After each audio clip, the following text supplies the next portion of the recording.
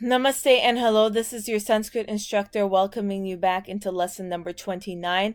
In the previous video, we were introduced to declensions. We learned that declensions are various forms of a noun in different cases, and it identifies what case and what number that noun is in. We learned that Sanskrit uses 8 different types of cases. And those cases are nominative, accusative, instrumental, dative, ablative, genitive, locative, and vocative. When we are declining the nouns in Sanskrit, I want us to keep the definition for each in mind.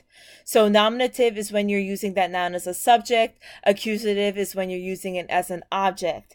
Instrumental is by or with that noun. Dative is when you're using to that noun in that sentence. Ablative is from that noun. Genitive of the noun. Locative is when you're inside of the noun. Locative is when you're calling out to that noun or you're using it for, it's being used for direct address. But remember, that's not it.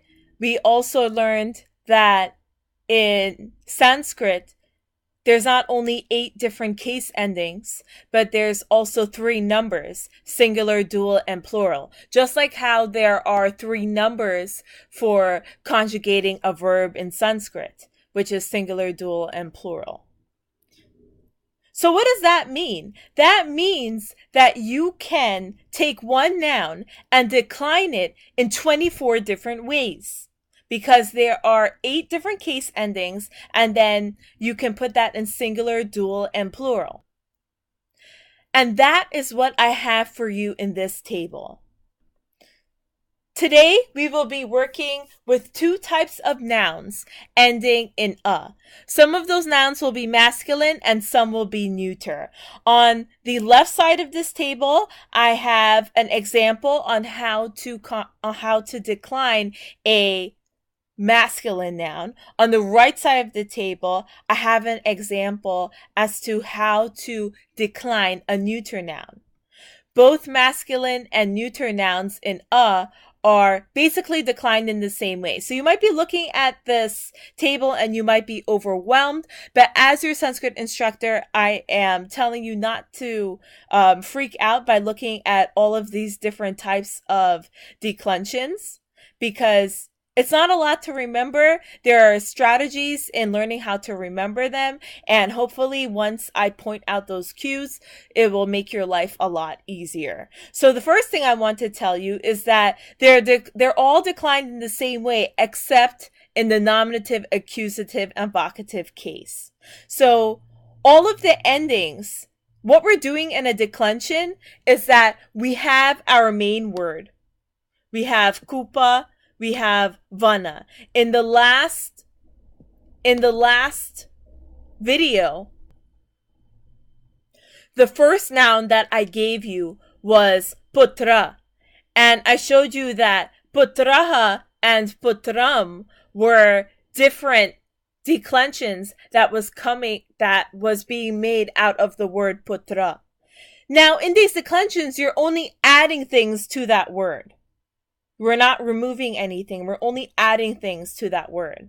So what we are adding on both sides for the masculine and neuter nouns are pretty much the same. The only thing that is different here, that differs from each other between the masculine and neuter, is the nominative, accusative, and vocative case. If you can glance at the endings for a minute in each noun. So there's a lot of similarities on both sides of these tables, which is why I put them right next to each other.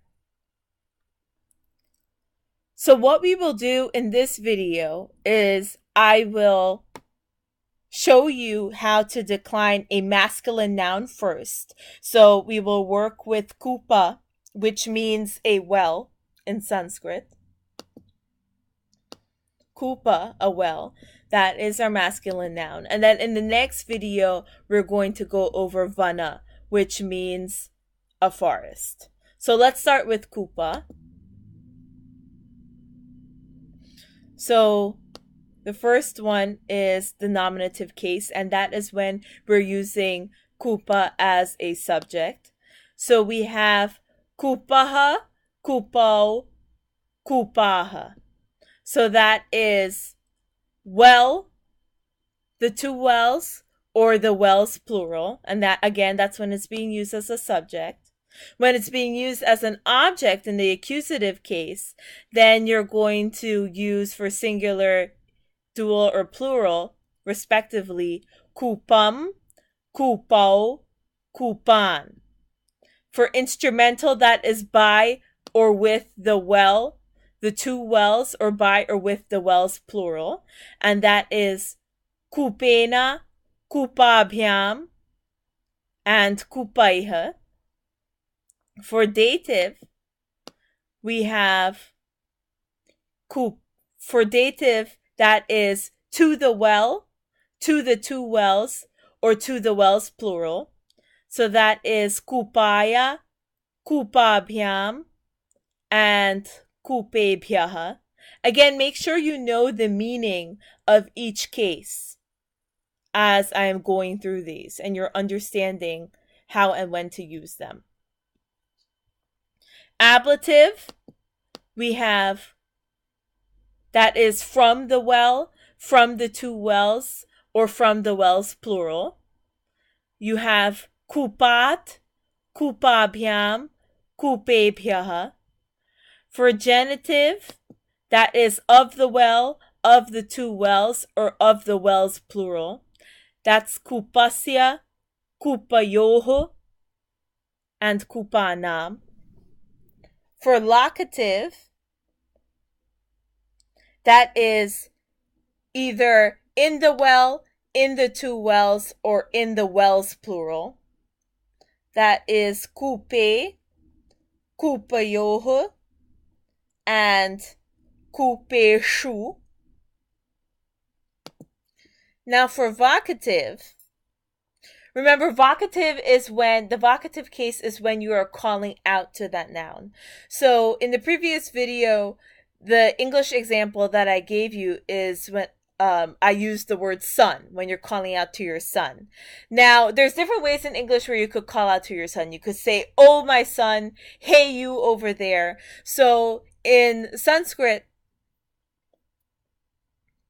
we use the word hey when you're calling out to something. So even though hey is not in here, when I'm going to say that these different declensions, I'm going to use hey before it so that you guys can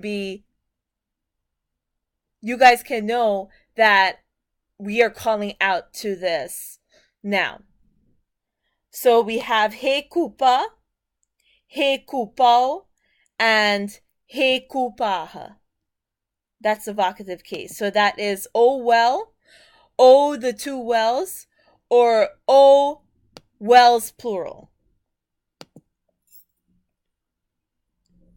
So these are all the different declensions for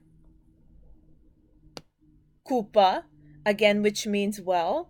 And in the next video, we will work on how to decline a neuter noun, and we will use vana, a forest, as an example. So this is your Sanskrit instructor signing off with a namaste. See you in the next video.